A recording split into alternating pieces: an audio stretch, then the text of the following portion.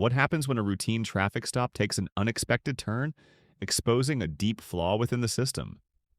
Watch till the end to see how one man's calm defiance leads to a powerful reckoning and sparks a wave of change no one saw coming. The late afternoon sun cast a golden glow over the streets of Sacramento, bustling with activity as commuters rushed home. Officer Bradley Larson sat in his patrol car, his eyes scanning the passing vehicles with practiced vigilance. In his early 30s, Larson had built a reputation as a no-nonsense cop, confident in his instincts. He prided himself on his ability to read people, to know when something was amiss. But his confidence often teetered on arrogance, a trait his colleagues overlooked because of his high arrest numbers. As the radio crackled with routine updates, Larson's gaze locked onto a dark sedan approaching a yellow light.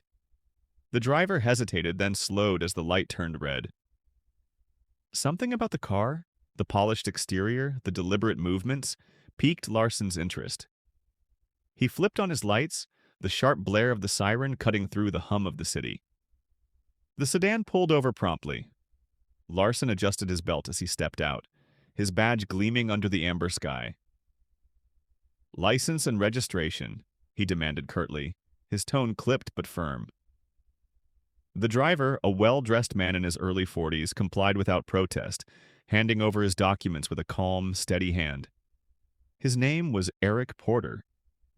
"Do you know why I pulled you over?" Larson asked, leaning slightly into the open window. Eric met his gaze with a polite but unwavering expression. "I'm not entirely sure, officer." "You didn't come to a full stop at the light," Larson replied, though his tone carried a hint of hesitation. Eric nodded. "I thought I slowed in time, but I understand." Larson's eyes narrowed as he studied the man. There was something about Eric's calm demeanor that unsettled him. Most people fidgeted, offered excuses, or protested, but Eric exuded control, a quiet confidence that Larson found unnerving. "Step out of the car," Larson ordered suddenly. Eric's calmness didn't falter as he stepped out, standing tall in his tailored suit.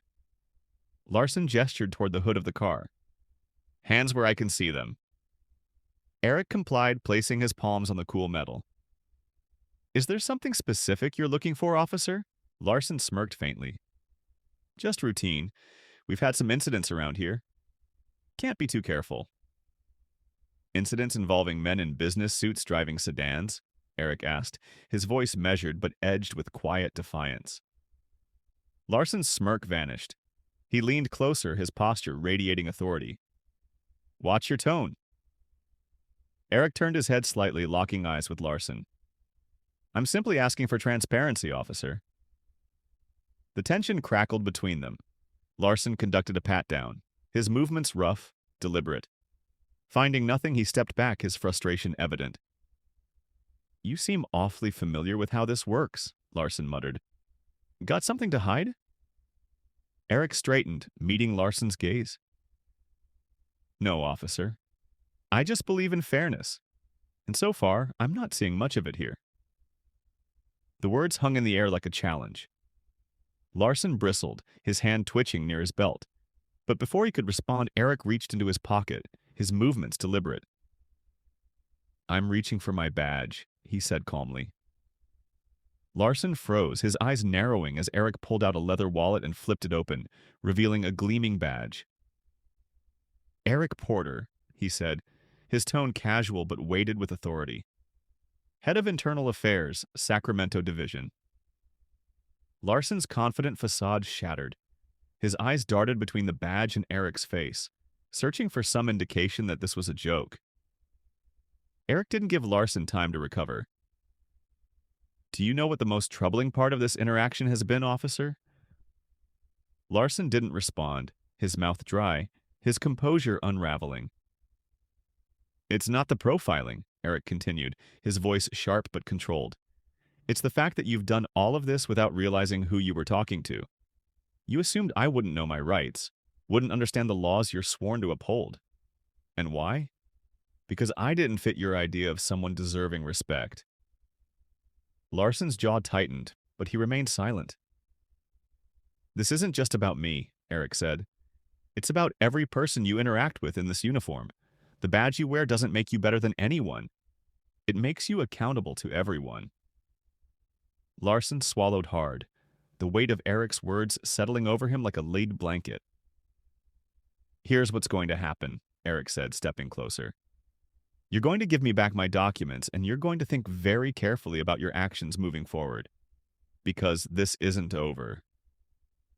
Larson handed over Eric's license and registration, his hands trembling. As Eric slid back into his car and drove away, Larson stood frozen, his confidence shaken, his future uncertain. The next morning, Eric sat at his desk in the Internal Affairs office, Larson's file open in front of him. It wasn't spotless. Minor complaints of unprofessional conduct, vague allegations that had been swept under the rug. Eric knew this was bigger than one officer. Larson's behavior was a symptom of a deeper cultural issue within the department. Eric met with Chief Daniels, outlining a plan for a department-wide review. This isn't just about one man, Eric said. It's about creating a system where accountability is the standard, not the exception.